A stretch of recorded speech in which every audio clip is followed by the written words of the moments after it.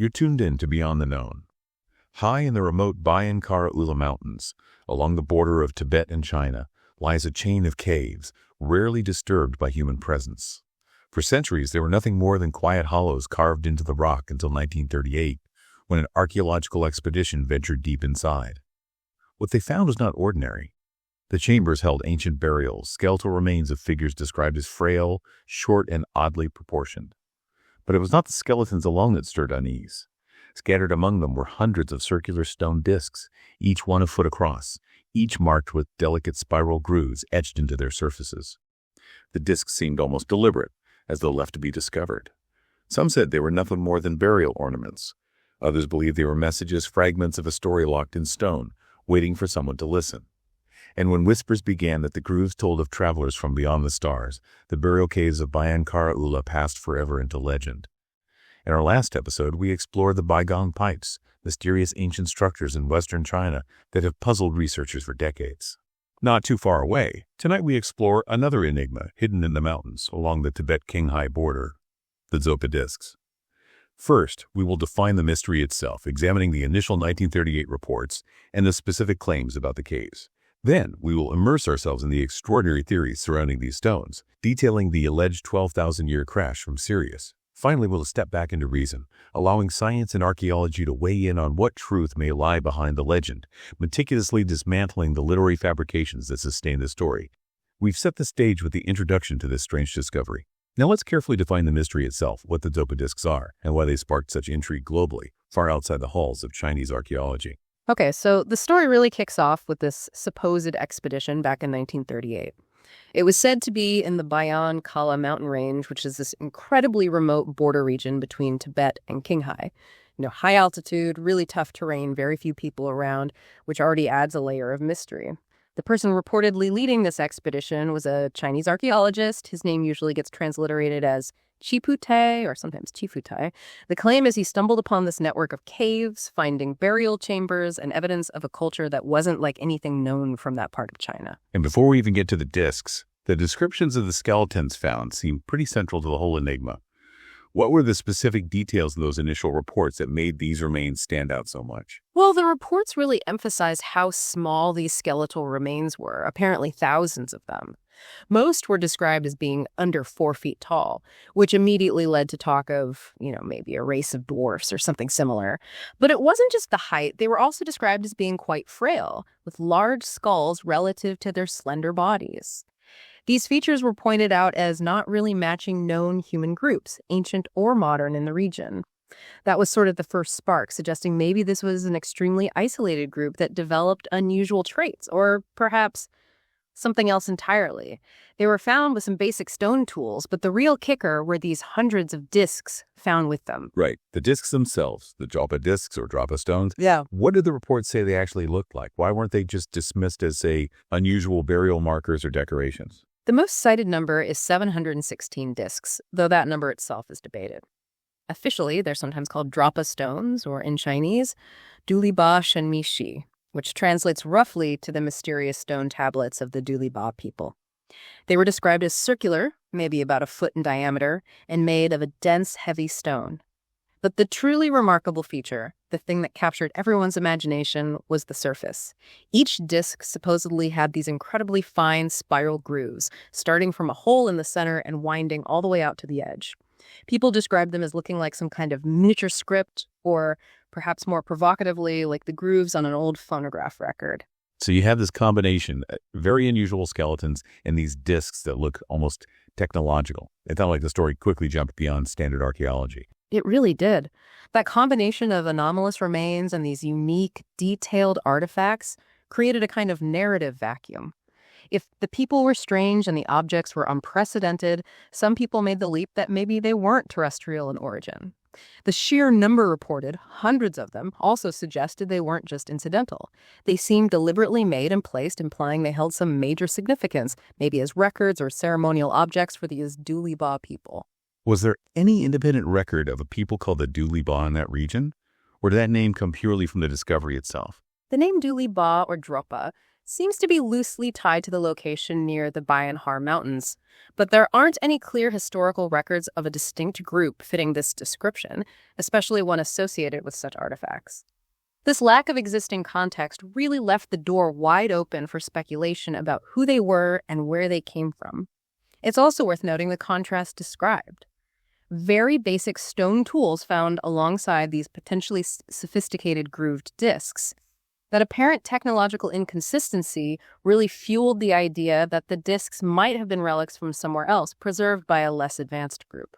That inconsistency you mentioned, the primitive tools versus the advanced-looking discs, that seems to be the key point where the story pivots away from standard explanations and towards something more extraordinary. Absolutely. It's that mismatch, that collection of anomalies, strange bones, strange artifacts, no clear cultural background that created the perfect conditions for the really wild extraterrestrial theories that emerged later and kind of took over the narrative. We now understand the basic elements of the mystery, but stories do not stop at the surface. This is where imagination, speculation, and extraordinary possibilities take hold, pushing the narrative into the ancient alien theory framework, particularly by linking the stones to extraterrestrial contact. The story really took off maybe 20 years after the supposed discovery, around 1963. This is when the alleged translation of the discs as grooves came out, attributed to another Chinese academic, this one named Sum Nui. If Chi Pu-te gave us the object, Sim, Nui supposedly gave us the alien story. According to the tale, Sum, Nui spent a long time studying these spiral grooves and eventually claimed they weren't just patterns or decoration, but a detailed historical record dating back about 12,000 years. He said the text described a spacecraft crashing in the Baian-Kara Mountains, leaving its occupants stranded on Earth. 12,000 years ago. That puts it right around the end of the last ice age, a time of huge upheaval. Was there a reason given for that specific time frame? Well, that timing around 10,000 BCE fits neatly into a lot of ancient astronaut theories. It's this period where proponents often suggest extraterrestrial visitors might have influenced early human civilizations, giving them a technological or cultural boost. And conveniently, it predates most written history, making it harder to directly refute. The translation allegedly went further, identifying the stranded beings as coming from a planet orbiting Sirius, the star system about 8.7 light years away. Suddenly, this wasn't just a local Chinese mystery anymore. It was tied into this larger cosmic narrative involving Sirius, which pops up in other ancient myths, too. That Sirius connection is definitely a recurring element in ancient alien theories, isn't it? Thinking of the Dogon people in West Africa, for example. Was there an attempt to link the Dropa story explicitly to those other Sirius myths? Absolutely. Proponents saw this as potential physical proof linking disparate cultures through a shared Sirius connection. The idea developed that these stranded aliens couldn't fix their ship, so they eventually had to integrate with local populations, leading to the unique physical traits seen in the skeletons found in the caves, a kind of permanent genetic marker of their off-world origins. If the skeletons were descendants, what did the translation supposedly say happened to the original survivors right after the crash? Were they welcomed? According to some Nui's alleged translation, it was far from a peaceful arrival. The text reportedly described conflict, saying the stranded beings were attacked by the local inhabitants, sometimes referred to as the Dropa or Ham people, who feared these newcomers arriving from the sky. There is a quote often cited from the supposed translation, something like, "The Dropa came down from the clouds in their aircraft. Our men, women, and children hid in the caves 10 times before sunrise. The inhabitants pursued the aliens and killed many of them." It paints a really dramatic picture of violent first contact. So wait, the text calls the local attackers Dropa, but the stones are called Dropa stones. Does the story suggest that eventually the survivors and the locals made peace, maybe intermingled? Yeah, the narrative generally evolved to suggest that after initial hostility, there was some eventual coexistence, possibly interbreeding, which led to the population with the unusual skeletal features found buried there. In this light, the stones become memorials, or maybe historical records, preserving the story of their traumatic arrival and struggle to survive. Proponents often highlight parts of the supposed text where the aliens lament being stranded, having no way to return to Sirius. It adds this element of tragedy that makes the story very compelling, these discs, as the final testament of lost star travelers. Let's talk about the discs as technology. If the grooves were records, was the idea just that they recorded history, or did theories emerge suggesting they held advanced scientific knowledge? Oh, the theories definitely went beyond just history. Some interpretations, especially within the ancient astronaut community, proposed the discs weren't just stone inscriptions, but potentially some kind of data storage devices, almost like ancient hard drives, or maybe even components of alien technology. Some went so far as to suggest the spiral grooves contained complex information, maybe blueprints for their propulsion systems, or advanced physics related to interstellar travel concepts way beyond what we understood in the 20th century, or even now. Things like manipulating gravity or converting matter to energy. That's a huge leap from record keeping to actual alien tech components. Were there ever any claims that the disks themselves showed unusual physical properties, maybe something to support that technological interpretation? There were reports, particularly circulating in the 1960s, often attributed to Soviet researchers who seemed very interested in the story. These reports claimed the disks had unusually high levels of cobalt and other metals. There were even some sensational claims, never scientifically verified, that the disks would sort of vibrate or hum when tested, hinting at residual energy. Now, none of that was ever confirmed by independent, peer-reviewed science, but those claims really helped solidify the belief for enthusiasts that these weren't just stones, but actual pieces of extraterrestrial hardware, providing tangible proof of ancient alien visitation. It all hinges on accepting that 1963 translation as genuine. Yeah. If it were true, these disks would arguably be the most significant archaeological find ever. The implications would be absolutely staggering. For proponents of the ancient alien theory, the Dropa stones are seen as slam dunk evidence, proof of contact 12,000 years ago, showing non-human intelligence directly interacted with Earth. They're often presented as one of the strongest pieces of physical evidence out there. At first, it might seem like the only explanation is something extraordinary, but this is beyond the known. And this is the part where we step back and let science and grounded reason offer their side of the story, forensically examining the veracity of the claims. Well, from the perspective of mainstream archaeology and history, the entire Dropa stones narrative is widely considered pseudo-archaeology. Most researchers view it as very likely an elaborate hoax, built on a foundation of questionable reports and lacking any solid proof. The absolute biggest problem, the one you just can't get around, is the complete absence of the primary evidence. Those 716 stone discs that the whole story revolves around. They don't exist in any known museum or research institution in China or anywhere else where they can be independently studied. So the key artifacts are simply missing. Were they supposedly lost, confiscated, or is it more likely they never actually existed in the form described? The prevailing view among skeptics is that they probably never existed as described, or the accounts were vastly exaggerated. The entire story relies on accepting the narrative of that initial 1938 expedition and the later translation without any way to verify the objects themselves using modern scientific methods like carbon dating or material analysis.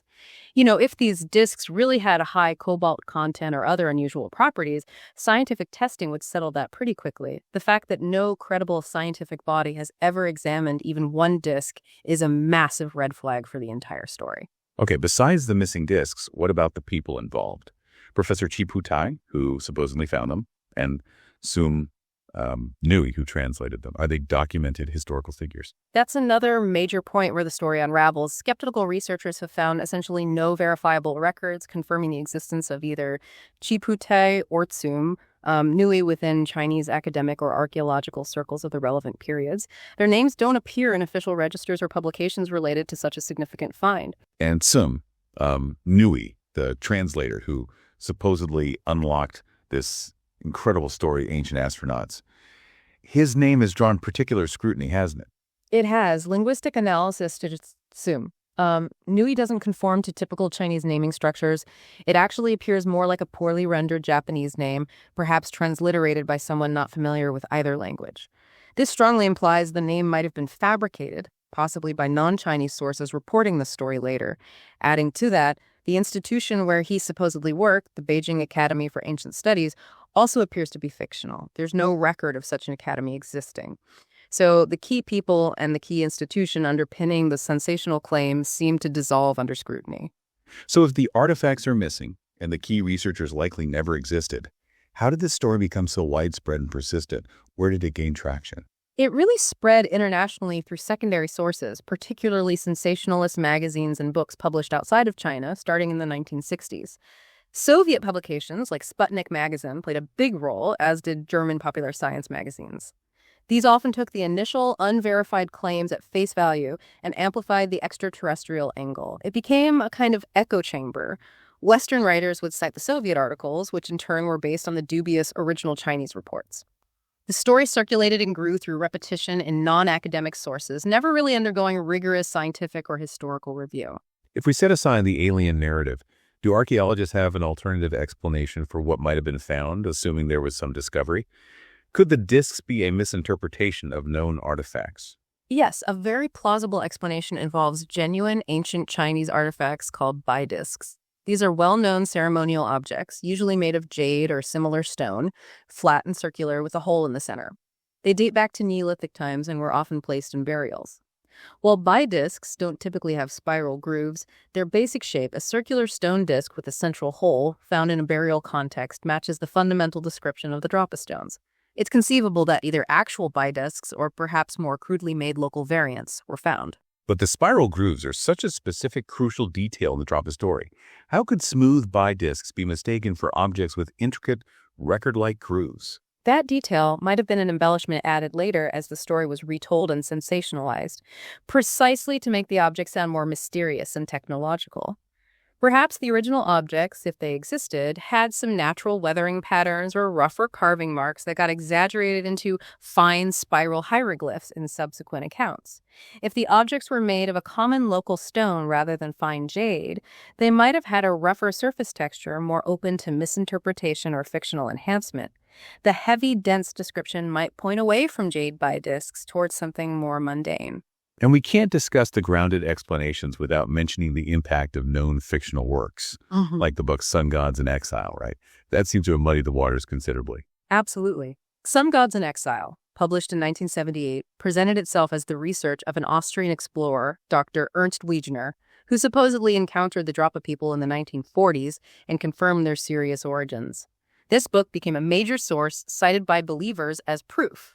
The problem is, the book's author, David Gammon, writing under the name Carol Robin Evans, later admitted the whole thing was a hoax. He confessed that Dr. Wegener, his research, the detailed descriptions of the Dropa, it was all fiction created for a good story. That's a critical piece of the puzzle. A confessed work of fiction was absorbed into the factual narrative, and even after the confession, its details are often still repeated as if they were real findings. It shows how pseudo-archaeological narratives can easily incorporate fiction when there's no solid evidence to contradict it. The absence of the real discs created a space that this compelling fictional account conveniently filled, making it very hard for people to untangle the alleged 1938 facts from the 1978 fiction. So, when you look closely, the Dzopa Discs story seems to be built on shaky foundations. A likely non-existent discovery, possibly fictional researchers, amplified by sensationalist press, and heavily influenced by admitted literary fraud. From a scientific standpoint, the whole narrative pretty much collapses. The narrative of the Dropa stones is routinely classified as pseudo-archaeological, suggesting that even the most dedicated seekers of truth must acknowledge the lack of concrete evidence and the heavy reliance on fictional or misrepresented sources. We've heard both sides the wondrous claims of a 12,000-year-old crash and the grounded reality of fictional names and missing artifacts. Now let's step back and reflect on what this enduring story leaves us with regarding the human imagination. The Dzopa Discs story really highlights this tension between our, innate desire to believe in something extraordinary, like cosmic connections, and the rigorous demands of scientific proof. On one hand, you have this captivating tale of ancient astronauts. On the other, you have archaeology pointing to missing evidence and likely fabrications. It's interesting how resistant the story is to debunking. Even with strong evidence pointing towards a hoax, including the admission from the author of Sun Gods in Exile, the narrative persists. This suggests it taps into something deeper than just a factual claim. It really seems to speak to that powerful human curiosity about our origins and our place in the universe. The idea that we might not be alone, or that ancient civilizations might have had help from the stars, is incredibly appealing, almost on a mythological level. Exactly. The story resonates because it offers answers, however unfounded, to some fundamental questions. Are we alone? Was our development solely our own doing? Whether the discs are real or imagined, the legend endures because it touches on this deep-seated human fascination with the cosmos and the possibility of contact. Here's where it gets really interesting. The persistence of this particular mystery, one built largely on literary fabrication and non-existent artifacts, It's a fascinating psychological phenomenon. If the scientific world is often resistant to accepting theories that challenge established history, what does it tell us about the human psyche that we continue to actively seek and believe in evidence of extraterrestrial contact, even when the supposed best evidence is systematically proven to be fictional? That's it for this journey beyond the known. If the unknown calls to you, do not forget to like, subscribe, and follow. There is so much more waiting to be discovered. And if you really want to help us out, consider becoming a member. With Secret Passage, you will unlock early access to our episodes, our audiobook library, Audiobook Underground, and a rotating list of curated wonders, other videos we recommend for curious minds. For those who want it all, Vault Access gives you everything, plus a board seat where you can request topics for us to explore in future episodes. Your support keeps the adventure alive.